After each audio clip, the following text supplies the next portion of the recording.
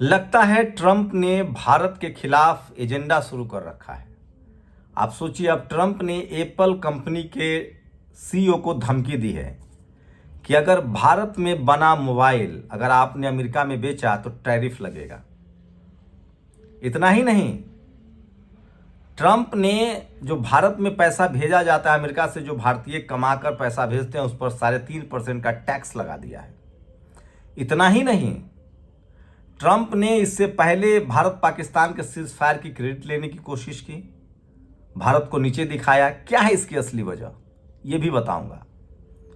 और ग्वालियर में बाबा साहेब की मूर्ति लगाने के पीछे कौन लोग विरोध कर रहे हैं। और वहां एक दलित समाज के चीफ जस्टिस थे मध्य प्रदेश हाई कोर्ट के, उनका रिटायरमेंट हो गया है। अब आगे क्या होगा। और बोध गया मामले पर, जो महाबोधि बोध बिहार है, उसको लेकर बड़ा फैसला आ सकता है। 29 जुलाई को कोर्ट में फैसला है। 12 साल से लटका रहा था, तो क्या वो आंदोलन बंद हो गया है?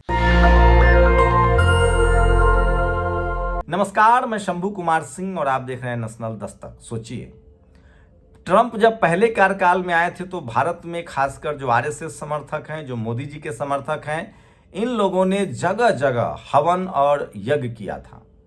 जो उनके रिचुअल्स हैं, जो उनके तमाम जो कर्मकांड है, उसके हिसाब से ट्रंप को जिताने की कोशिश हुई थी। खुद प्रधानमंत्री नरेंद्र मोदी भी ट्रंप के लिए प्रचार कर चुके हैं और वो कहते रहे कि वो मेरे सबसे करीबी दोस्त हैं। ये अलग मसला है कि लगभग 80 से ज़्यादा विदेश दौरा कर चुके प्रधानमंत्री के साथ अभी दुनिया का कोई देश खड़ा नहीं है और अब प्रतिनिधि मंडल भेजा जा रहा है। ये तस्वीरें देखिए, प्रधानमंत्री कितने लोगों के साथ गले लग रहे हैं, रूस के साथ, अमेरिका के साथ। चाइना के जिनपिंग को तो वो अहमदाबाद में झूला झूलाते थे, झुग्गी झोपड़ियों को ढक दिया गया था। कौन से देश नहीं गए। इटली, मेलोनी से कितने अच्छे रिश्ते थे। कई बार, दर्जनों बार मिडिल ईस्ट गए, मुस्लिम देशों में गए, लेकिन कोई खड़ा नहीं हुआ। क्या हमारी विदेश नीति फ्लॉप हो गई? लोग आरोप लगा रहे हैं कि प्रधानमंत्री मोदी की सारी विदेशी दौरा भारत में सिर्फ माहौल बनाने के लिए था और ये जिम्मेदारी मीडिया को दी गई थी और जानबूझकर विदेश नीति पर कम और अपना चुनावी एजेंडा लागू किया जाता था। खासकर वहां रह रहे भारतीय मूल के लोगों को और भारत से लोगों को ले जाया जाता था और उनसे मोदी मोदी मोदी करवाया जाता था। चलिए, ये भी कोई बात बुरी नहीं है। हमारे देश के प्रधानमंत्री हैं, 8,000 करोड़ के जहाज से चलते हैं, गर्व होता है हम लोगों को। लेकिन सवाल है कि विदेश नीति में कहां चूक रह गई। और जिस ट्रंप के लिए वो वोट मांग रहे थे, वो भारत के पीछे पड़ा है। उसके खिलाफ क्या करने की जरूरत है? आप सब जानते हैं, ट्रंप लगातार चाइना और रूस के साथ दोस्ती बढ़ा रहा है। वो नॉर्थ कोरिया भी जा चुका है, जिससे उसकी 36 के आंकड़े थे। अमेरिका के ट्रंप जो है वो सिर्फ और सिर्फ अपनी दुकानदारी पर ध्यान दे रहे हैं।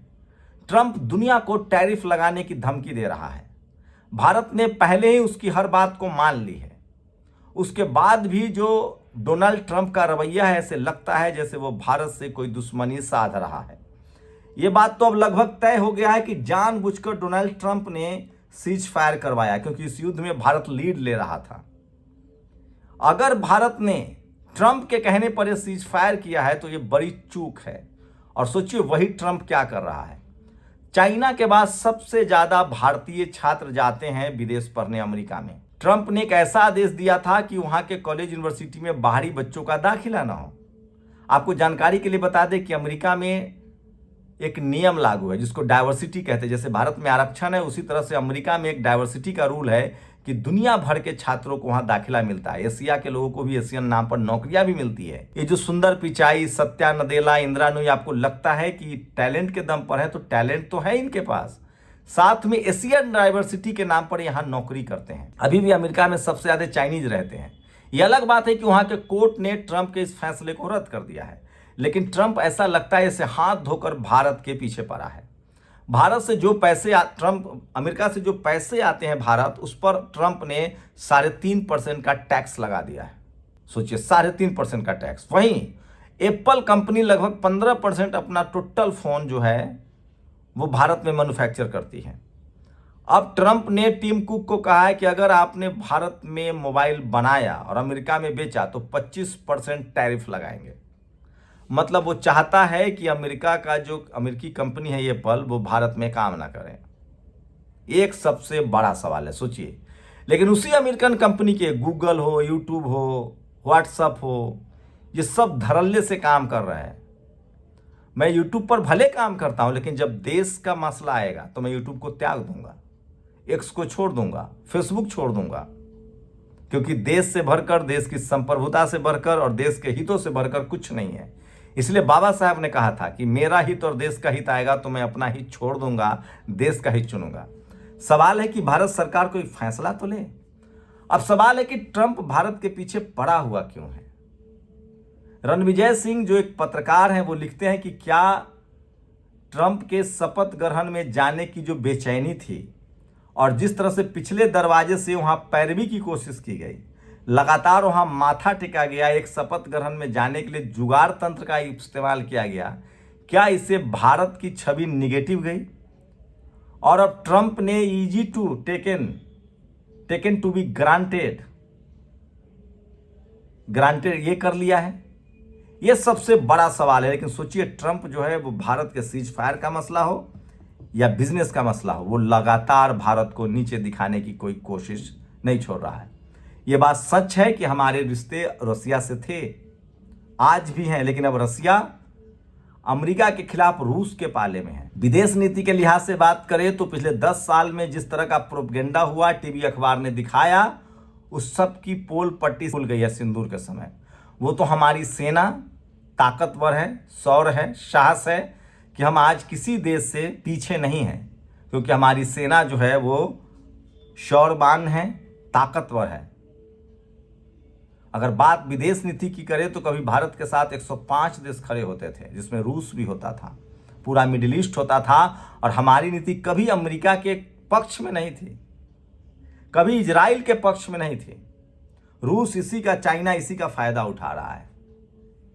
चाइना लगातार अमेरिका से बगावत कर रहा है, अमेरिका के नेक टू नेक खड़ा है, और वो रूस के साथ, तमाम उन देशों के साथ अपना व्यापार बढ़ा रहा है जिनके साथ व्यापार भारत के थे। तो एक बात तो तय है कि कहीं ना कहीं चूक हो रही है, और भारत की जो छवि थी अन्याय के खिलाफ न्याय के साथ खड़े होने की, इजराइल के साथ आने की वजह से हमारा पूरा मिडिल ईस्ट से रिश्ते खराब हुए मुस्लिम कंट्री से, अमेरिका के साथ दिखने की वजह से भी प्रॉब्लम्स खड़ी हुई है, क्योंकि अमेरिका के बारे में कहा जाता है कि अमेरिका किसी का सगा नहीं है, कोई ऐसा सगा नहीं जिसको अमेरिका ने ठगा नहीं।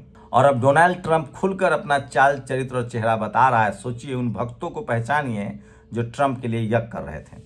अब दूसरी खबर है ग्वालियर से। कांग्रेस भी अब बाबा साहब की मूर्ति लगाने के पक्ष में खड़ी हो गई है। कांग्रेस ने चिट्ठी लिखी है, चीफ जस्टिस से उम्मीद है कि वो जरूर कुछ बात कहेंगे। सोचिए, एक दलित समाज के जज ग्वालियर मध्य प्रदेश हाईकोर्ट के जज बनते हैं, एक एडवाइजरी होती है, बाबा साहब की मूर्ति संसद भवन से लेकर और सुप्रीम कोर्ट परिसर में लगी हुई है। बाबा साहब जो हैं वो कानून मंत्री थे, संविधान निर्माता थे, इसलिए उनकी मूर्ति तो लगनी चाहिए। कुछ लोग तर्क दे रहे हैं कि भगवान राम की मूर्ति लगनी चाहिए। सवाल है कि भगवान राम की आस्था के प्रश्न है, उनकी मूर्ति की कमी नहीं है, न तो उनकी मूर्ति की कमी है, न मंदिरों की कमी है, न उनके भक्तों की कमी है। आप जहां चाहे, जब चाहे जमीन लें, मंदिर बनाए, भव्य से भव्य मंदिर बनाए और लगा दें। लेकिन आपको नहीं लगता है कोर्ट परिसर में तो बाबा साहब की मूर्ति लगनी चाहिए, क्योंकि वो न्याय का मंदिर है, अगर मंदिर मानते हैं तो सोचिए, जो लोग विरोध कर रहे हैं वो बाबा साहब की मूर्ति का विरोध नहीं कर रहे हैं, इससे जातिवाद झलकता है। और अगर ये तर्क दे रहे हैं कि दलित समाज के जज थे इसलिए मूर्ति लगवाने पर जोर दिया गया, तो फिर ये क्यों न माना जाए कि इस देश के सुप्रीम कोर्ट, हाई कोर्ट में और सारे जगहों पर जाति विशेष के लोग बैठे हुए, तो वो भी भेदभाव करते होंगे। इसलिए बाबा साहब ने आरक्षण और भागीदारी का प्रश्न उठाया था। जब हर जाति, धर्म, मजहब के लोग होंगे तो सबको न्याय मिलेगा। दूसरी खबर बोधगया से है। तीसरी खबर, बोधगया को लेकर 29 जुलाई को सुप्रीम कोर्ट में फैसला होगा। हो सकता है फैसला आ जाए। 12 साल से मामला लटका हुआ है। सोचिए, 1949 का बीटी एक्ट लागू है, जबकि 1950 में संविधान लागू हुआ। वो कानून खत्म हो जाना चाहिए था, लेकिन चूंकि बुद्ध विहारों को देखे तो महाबोधि बौद्ध विहार जो बोध गया का है वो हेरिटेज है। वहां दुनिया भर से सैलानी आते हैं, बुद्ध के अनुयायी आते हैं। इसीलिए वहां जो सवर्ण हिंदू चार डाल दिए जाते हैं उसमें हिंदू के नाम पर सवर्ण हिंदू का जो वर्चस्व है वो उसको छोड़ना नहीं चाहते और वो बुद्धिस्टों के हवाले नहीं करना चाहते। अगर वो बौद्ध धर्म के अनुयायियों के हवाले होगा, वो अगर संचालन करेंगे, देखरेख करेंगे तो और बौद्ध विहारों का विकास होगा। बाबा साहब के नाम पर लाइब्रेरी बनेगी, स्कूल अस्पताल बनेंगे। एक इसी बीच अच्छी बात, हेमंत सोरेन ने कहा है कि हर जिले में बाबा साहब के नाम पर लाइब्रेरी होगी। अपनी राय जरूर दीजिए। शुक्रिया। नेशनल दस्तक की आपसे गुजारिश है कि अगर इसको बचाना चाहते हैं तो नेशनल दस्तक को सब्सक्राइब करने के लिए रेड कलर के सब्सक्राइब बटन को दबाएं, फिर बेल आइकन की घंटी दबाएं। नेशनल दस्तक को बचाने के लिए बहुत जरूरी है कि हर खबर को शेयर करें, लाइक करें, कमेंट जरूर करें।